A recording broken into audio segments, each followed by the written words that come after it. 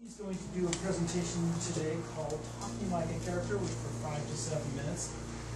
His introduction is as follows. We all sound like characters when we speak, but sometimes it's nice to sound like characters other than ourselves. Please help me welcome Dennis Dawson with Talking Like a Character.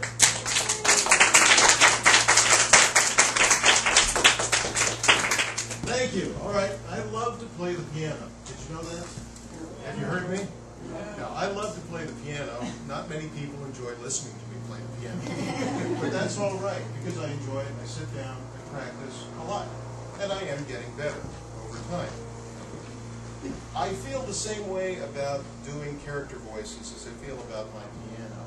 I really enjoy doing it. I do it a lot. I don't think I'm especially good at it. But Evelyn asked me to give this speech, and then she didn't show up. So I was committed. I decided I would go ahead and do that. And I'm going to tell you how I go about it. I don't know if this works for everyone, but I'm going to share my process. There are 4 things I look for when I want to do a character voice. I'm always going to look at the vowel sounds, the consonants. I'm going to look for the melody in the speech, and I'm going to look for the rhythm and pacing. Let me give you some examples of where I find these things. If I were trying to sound like a Texan, I'm going to immediately start looking for them Texan vowel sounds. Now, we just had this huge oil spill down there in the Gulf. We spilled oil. Everybody say oil. Oil. They don't say oil. They say oil. Oil. Yeah, they're oil spill. That's right. Very good. Australians always used to say Dennis, g'day, Dennis. Try that. Dennis. G'day, Dennis. Hey, Bobby Dennis. Is that the bus? Yeah. So you look for those vowel sounds that sound a little bit strange, and all you have to do is sprinkle them in. You don't have to be over the top with it, but slip those in subtly, and suddenly you've got this different character voice. I used to work with a guy from Boston, and I swear to God, he talked like a normal person. What's a normal person? Californian. California. California. Now you laugh, but I used to be a tour guide, and I would take Australians from the outback down to Tijuana and take them on a shopping excursion. They had no trouble understanding everything I said, because people on television and people in movies talk like me. Okay? They would speak back to me. I had no clue what they were saying, but they had no trouble understanding me. So all around the world, the California accent is the normal accent. We don't have an accent, right? No. Oh, except for this nasal twang that we have in California. Did you ever notice that? No. Californians speak with a very pronounced nasal twang. Californians do not use the liquid U. So we say Cupertino, we don't say Cupertino, the way they might in other parts of the country. You think about, oh, that's right, I guess we do have an accent here. So it works out for us. Everybody else speaks weird, and we can listen to them, and we can copy their mannerisms. So this guy from Boston, unless he was talking about packing the can, the habit guy, sounded like a normal person. I'm always amused by people who try to speak with a French accent. A French accent. The movie came out recently, Moulin Rouge. Yeah. Moulin Rouge. Now, what does everybody say?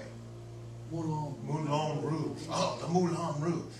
Well, that's not how they say it in France. They say Moulin. Moulin Rouge. But when we hear Moulin, we think, oh, we have to say it like the French. Moulin.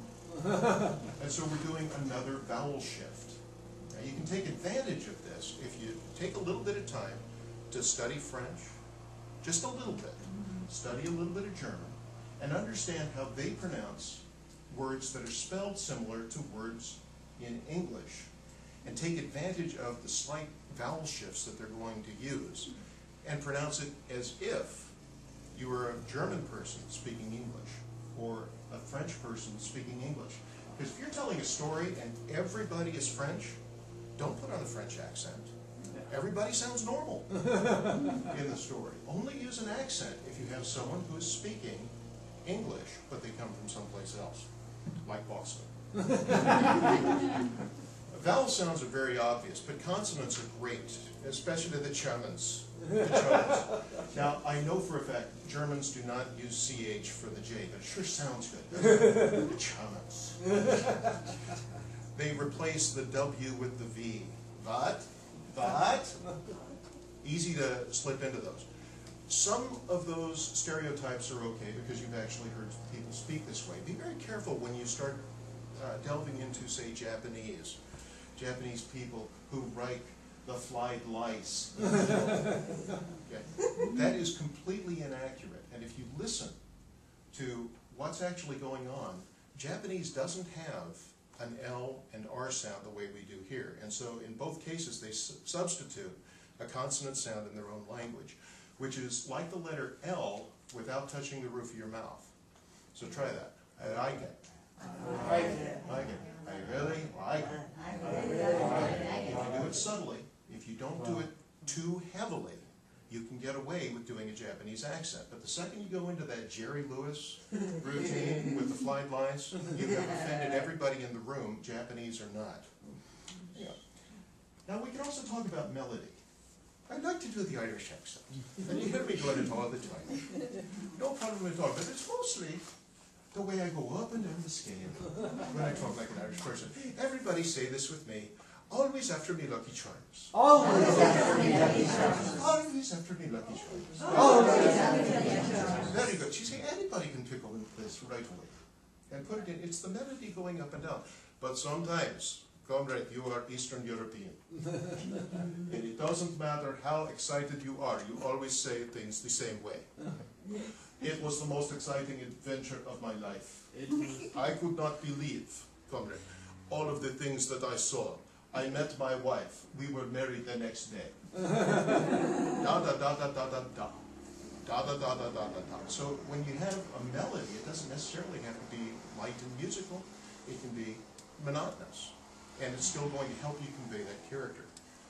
There's also rhythm. Now, Violet, and you're a very good example, by the way, because you were talking about the nanny and how she comes from Flushing. You don't sound anything like her. But you could if you wanted to, couldn't you? You can take advantage of that. So if you got somebody from the Bronx, you want to have them talk with staccato. You want them to talk fast. Yeah, fan dances from Yonkers. Fan dances, yeah. Fast. Staccato.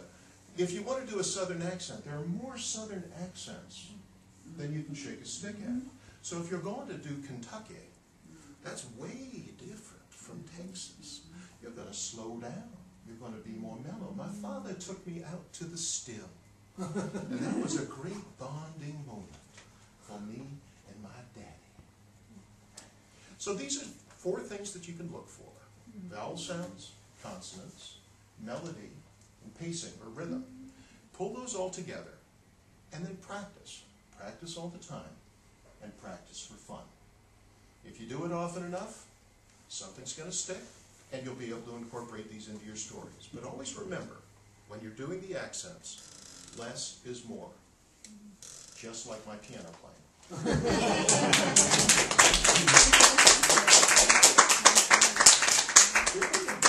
Thanks, Dennis Dawson. Yeah, that's right, definitely. So, we're going to get you some feedback maybe on content, or if you have anything, if you were to do this again, I'm sure hope he will for other Toastmasters, how he might improve his presentation. Just joking. And so anything about content or presentation for Dennis Dawson? Sure. Yeah. I thought it was very interesting and very useful. Some of the things you said. It was really a speech about accents, more than a speech about sort of vocal variety. And I think it's what you said is very useful. I think you can take it and apply it in a different way. I think what's important and what is hard for us when we start storytelling is giving different voices to different characters. And I think that's where you start. It isn't necessarily a character with an accent, just with a distinctly different voice.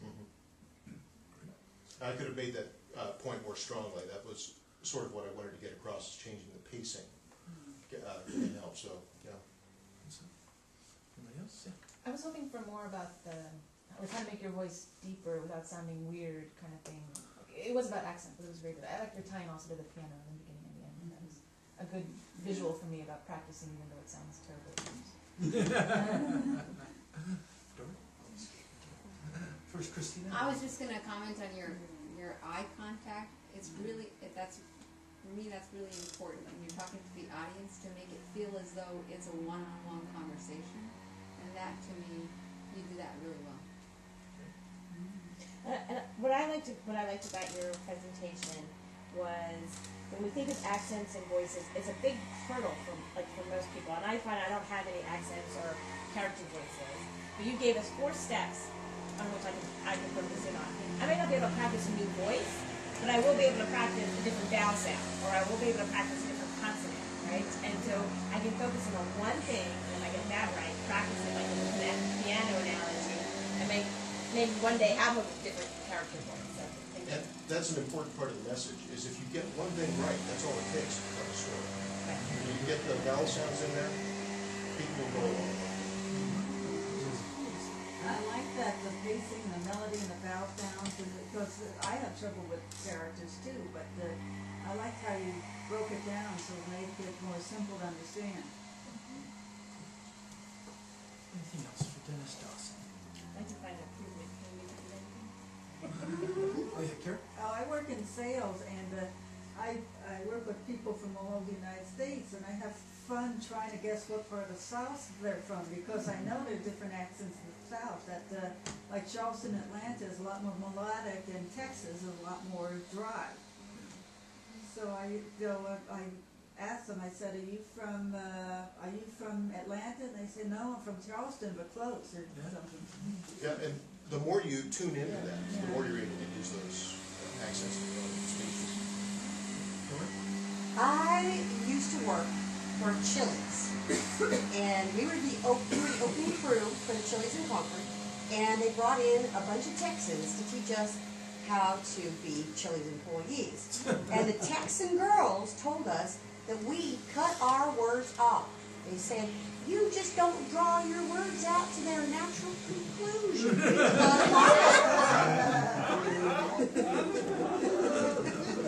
I love the how-tos of and why the L's don't sound. I never even thought that our tongue reaches the tip of our mouth when we're making the L sound. But you very, very well did a great demonstration of how that sound comes about. I really appreciate that. So one tip for improvement. We have one question. But it would be nice to have a slide or a poster board of the 4 things. Visually. And the question when you asked, what's a normal person, or who's a normal person, I didn't know what the answer was that you were looking for, and you said California. My question to you is, did you know that was what he was looking for, or did you just say that? I noticed that when you look at the dictionary, we tend to pronounce it as it's in the dictionary. Actually, the natural ones in the Midwest, they don't have any accent Interesting. at all. It's amazing. Midwesterners have no accent. Well, it depends. Go to Dawn. Well, one thing that you did for each one of your accents was your facial expression, your body language changed. And I think that is also an important element of when, you know, like when you did the Bronx, you all of a sudden were wound up and kind of, you know, you had that kind of New York tension, you know. And when you were doing the Irish, you were sort of, you know, very lilting and mellow. And, you know, your whole body reflected that. It wasn't just your voice. That's true. It's especially apparent when you do the Connecticut accent. It's called draw. You get that draw out there. It makes it so much easier to do this accent. I think we got one more, Violet. What did you want to Okay. So, it's 5 minutes up. Anything else for Dennis? Get him after class. Thank you, Mr. Tom. What a character! What a character!